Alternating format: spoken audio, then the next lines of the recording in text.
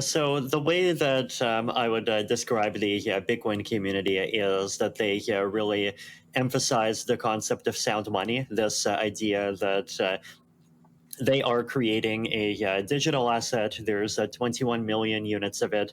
The asset is not going to inflate anymore. It can't be seized or censored by anyone.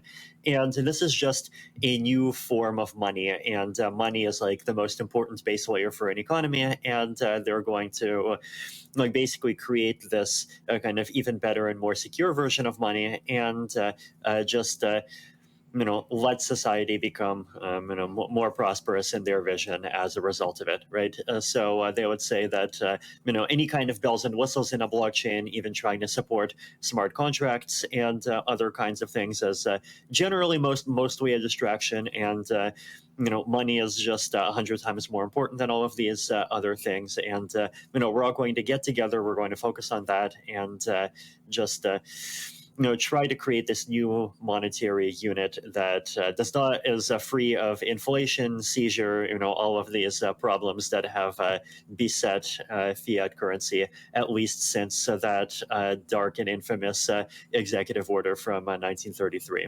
Right, so that's the that's the Bitcoin, I think, view. The Ethereum view is, I mean, I think it's difficult to even say that there is a single view in Ethereum, or at least it's more difficult to say Yeah. that for Ethereum than it is to say it for Bitcoin, right? Because Ethereum is this much more general purpose platform, which is both a strength and a weakness, right? The strength is that there are just all of these very different groups of people that are building on top of it, right? So there's people, even in Ethereum, there are people who believe in something close to a Bitcoiny sound money vision, except, they believe that Ethereum can do a better job of that than Bitcoin. There are people who believe that with programmable money, we can create better tools for coordination. We can create new kinds of organizations. We can create new ways for people to cooperate with each other.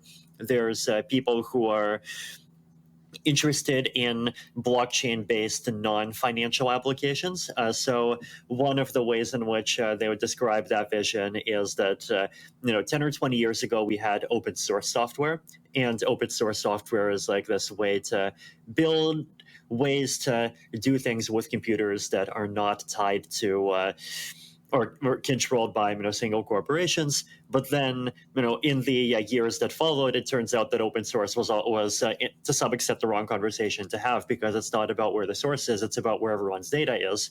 And so the blockchain vision is to say, well, we're going to get rid of the servers that have the data as well, right? And we're going to have applications that are open state.